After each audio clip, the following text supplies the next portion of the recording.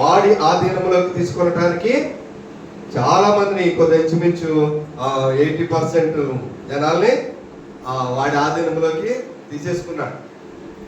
ఇంకో 20% ఉన్నామేమో. ఏ గుంపులో ఉన్నాం మనం? ఏ గుంపులో ఉన్నాం మనం? దేవుని గుంపులోనా, అపవాది గుంపులోనా?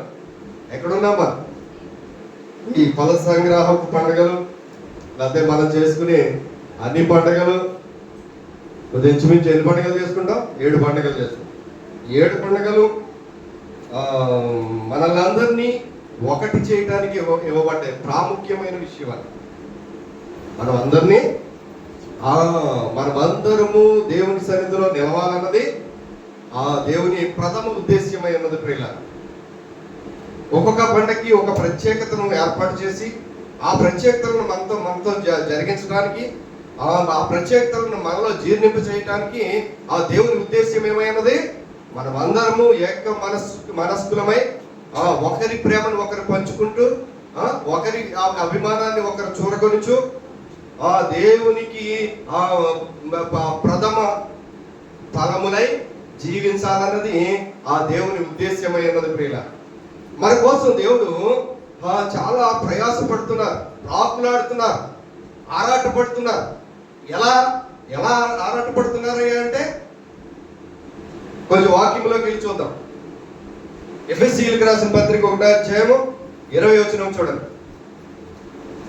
త్వరగా ఆయన ఆ బలాతిశయము చేత ఆ క్రీస్తును మృతులలో నుండి లేపి సమస్తమైన ఆధిపత్యము కంటేను, అధికారము కంటేను, శక్తి కంటేను ఈ యుగమునందు మాత్రమే కాక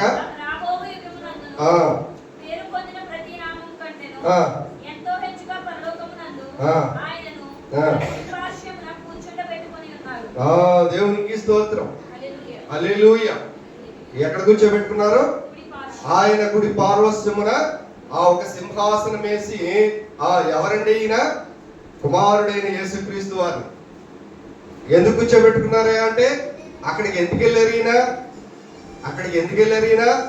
మన అందరికీ దేవుడు అంతకు ముందు ఒక పని చేశారు.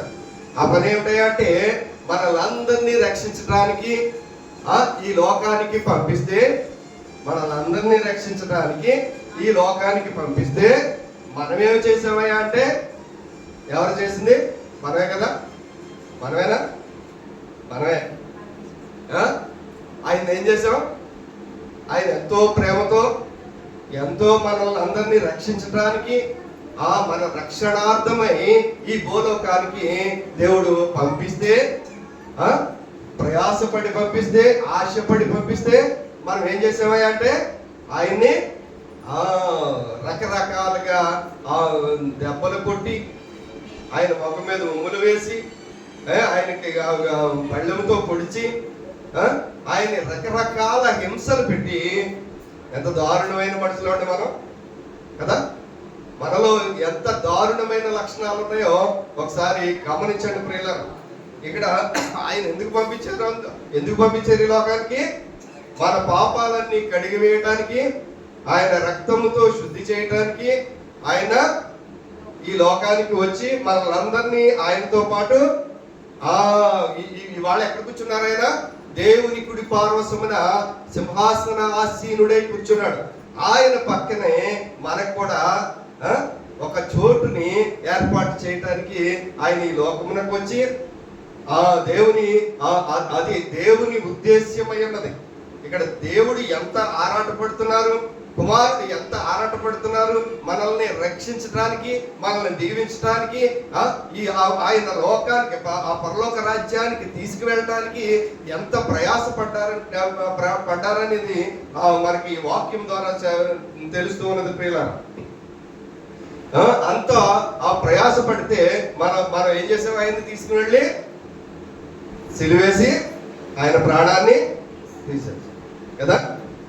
మరణము ఆయన్ని ఆపగలిగిందా? చెప్పాలి గట్టిగా. మరణం ఆయన్ని ఆపలేకపోయింది. ఎందుకని ఆపలేకపోయిందంటే ఆయన దేవునికి స్తోత్రం, హల్లెలూయా. ఇది మన కోసము ఆయన మరణించడానికి ఇక్కడికి వచ్చిన ఆయన తండ్రి గారైన దేవుడు ఆయనకి ఇచ్చిన ఆజ్ఞను అనుసరించడానికి ఆజ్ఞానుసారంగా ఈ లోకంలో జీవించి మనల్ని అందరినీ రక్షించి చివరికి ఆయన రక్తధారలను చిందించి ఆ చివరి రక్తపు బొట్టు వరకు అంటాడు. ఆయన రక్తాన్ని మనకి మన దోషాలకు ఫలితంగా ఆయన అర్పించి మనకి ఆ రక్షణను ఏర్పాటు చేసి, అంత రక్షణను ఏర్పాటు చేసిన తర్వాత ఈ భూలోకము నుంచి దేవుడు ఆయన్ని తీసుకుని ఆయనకి ఏమేమి ఇస్తున్నాడు? ఆ బలాతిశయము చేత క్రీస్తును మృతులలో నుండి లేపి సమస్తమైన ఆధిపత్యముని కంటేను, అధికారము కంటేను, శక్తి కంటేను, ప్రభుత్వం ఈ యుగమందు మాత్రమే కాక రాబోవు యుగమునందును పేరు పొందిన ప్రతి నామము కంటేను ఎంతో హెచ్చించగా పరలోకమునందు ఆయనను కుడిప. అది సంగతి. దేవుని ఎంత హెచ్చించాలనుకున్నారో ఈ లోకములో ఈ యుగములోనే కాకుండా రాబోయే ఇంకో యుగం ఉందట. అంటే వాక్యం ద్వారా మనకు తెలుస్తుంది, ఉందో లేదో మనకు తెలియదు కదా. ఇక్కడ వాక్యం చెప్తుంది కాబట్టి నమ్మాలి కదా. వాక్యం చెప్తుంది కాబట్టి ఖచ్చితంగా నమ్మాలి. అంటే ఇంకో యుగం ఉంది, ఆ యుగములో కూడా ఈయనదే ఆధిపత్యమై ఉన్నదట. అలాంటి వ్యక్తిని మనం ఏం చేసామయ్యా అంటే సిలువ వేసేసి ఎంత దారుణమైన శిక్షలు వేసాం, ఎంత దారుణంగా ఆయన్ని హింసించాం. ఒకసారి మనసులో ఆ విపరీతమైన ఆ పరిస్థితిని మనము జ్ఞాపకం చేసుకుంటే ఒళ్ళు జలధరిస్తుంది, బాధ వస్తుంది కదా, క్షోభ కలుగుతుంది మనసుకి. కాబట్టి ప్రియులారా, ఇక్కడి నుంచి అయినా గతంలో మనం ఏం చేస్తామనేది ముఖ్యం కాదు, ఇప్పుడు మనం ఏం చేస్తున్నాం. ఇక్కడి నుంచి అయినా దేవుని మనం ఎలా ఆరాధించాలి, ఎలా ఆయన్ని ఇంకా కొంచెం 22వ వచనం కూడా చదవమ్మా.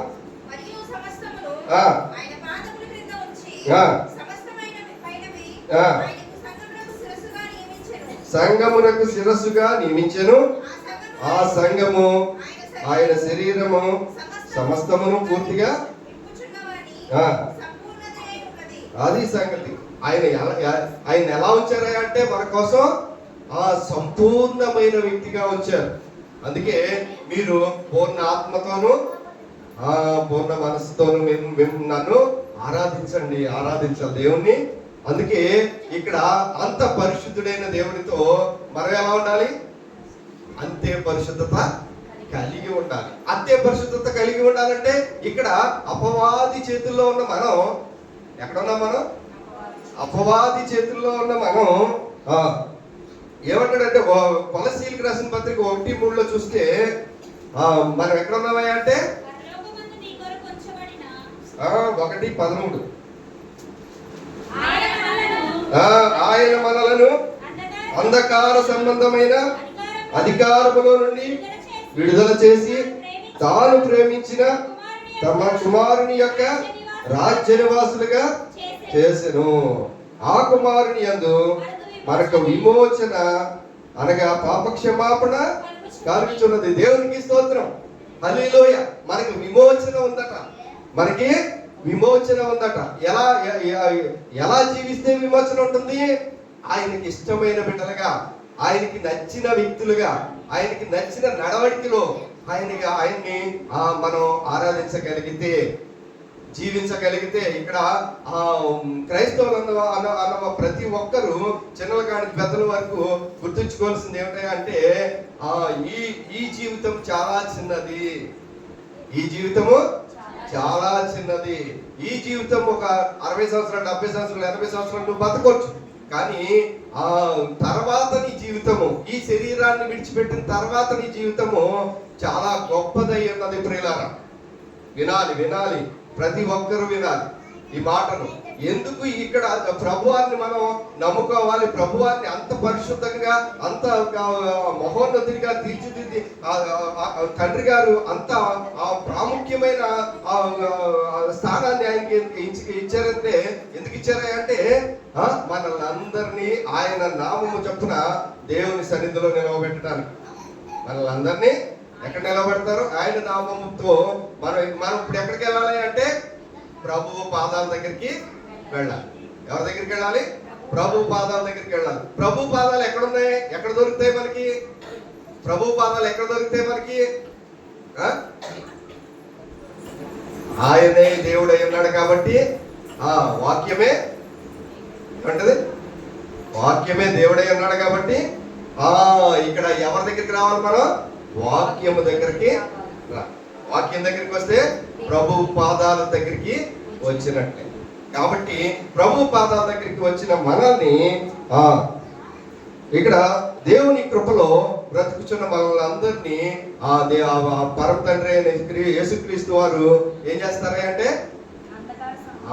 ఈ అంధకార సంబంధములో ఉన్న మనల్ని అందరినీ దేవుని ప్రేమలో ఇమిడ్చి దేవుని కృపలో నింపి మనల్ని అందరినీ పరిశుద్ధులుగా మార్చి దేవుని సన్నిధికి ఇప్పుడు ఎక్కడ ఉన్నారు? ఆయన తండ్రి గారి కుడి పార్వశమున ఉన్నారు. కుడి పార్వశమున ఉన్నారు కాబట్టి ఆయన పక్కనే మనకు కూడా ఒక స్థానం ఇచ్చి ఆయన సహోదరులుగా మనల్ని నిలవబెట్టడానికి ఆయన సిద్ధపాటు కలిగి ఉన్నారు ప్రియులారా. అందుకే తండ్రి గారి దగ్గర ఇంకా మన గురించి మంచి మంచి మాటలు చెప్తూ నా పిల్లలు నన్ను ఆదరించారు. మనం ఆయన ఈ లోకంలోకి వస్తే మనం ఏం చేసాం? ఆదరించామా? ఆదరించలేదు. ఆయన సిలివేసి చంపేశాం. కానీ ఆయన తండ్రి గారికి ఏం చెప్తున్నారా అంటే వీరందరూ నన్ను ఆదరించారు, ప్రేమించారు, నా మాటలు నమ్మారు. ఇంకా నాకు సమయం ఇవ్వదు కాబట్టి కొద్దిపాటి మాటలు ఇంకా లోతుకు వెళితే ఇంకా చాలా విషయాలు ఉంటాయి ప్రియులారా. దేవుని కృపలో ఉన్న మనం ఆదరించారు అని దేవుడు మనకి చెప్తూ ఉన్నారు. కాబట్టి ఆయన చెప్పిన మాటలను ఇక్కడ ఆయనకి సంకల్పం ఒకటి ఉన్నది. ఎఫెసీయులకు రాసిన పత్రిక 1:8 చూడండి.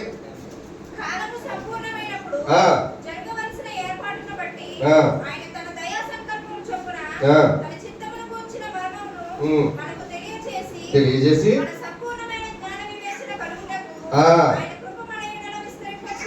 దేవునికి స్తోత్రం, హల్లెలూయా.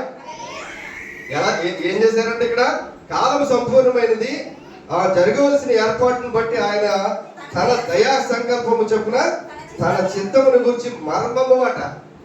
తన చిత్తములో ఉన్న మర్మం ఏమిటాయి అంటే మనల్ని అందరినీ క్షేమాభివృద్ధిలో ఉంచి, ఆనందముగా ఉంచి, సంతోషముగా ఉంచి, ఈ లోకములో మనం ఏ తప్పిదాలు చేయకుండా దేవునికి ఇష్టమైన బిడ్డలుగా బ్రతికి ఈ 60-70 సంవత్సరాలు మన జీవితంలో దేవునికి ఇష్టమైన బిడ్డలుగా బ్రతికి దేవుని సన్నిధికి చేర్చాలన్నదే ఆయన సంకల్పమై ఉన్నదట. ఆయన సంకల్పమై ఉన్నది. ఆ సంకల్పాన్ని మనం గ్రహించవలసిన అవసరత మన మీద ఉంది. ఆ సంకల్పాన్ని గ్రహించవలసిన అవసరత ప్రతి ఒక్కరి మీద ఉన్నది ప్రియులారా. ఆ సంకల్పాన్ని గ్రహించిన ఏ వ్యక్తి అయినా సరే ప్రభు గురించి సంపూర్ణంగా తెలుసుకుని ప్రభు నామున మనం అందరము ఆయన మార్గము ఒకటి ఏర్పాటు చేశారు. ఆ మార్గంలో మనము నడవాలి. కానీ దేవుడు ఈ లోకంలో మంచి చెడు రెండు ఎప్పుడు పెడుతూ ఉంటారు. మంచి చెడు రెండు పెడుతూ ఉంటారు. కానీ ఇక్కడ తండ్రి గారైన దేవునికి అపవాదికి వ్యత్యాసం ఉన్నది ప్రియుల.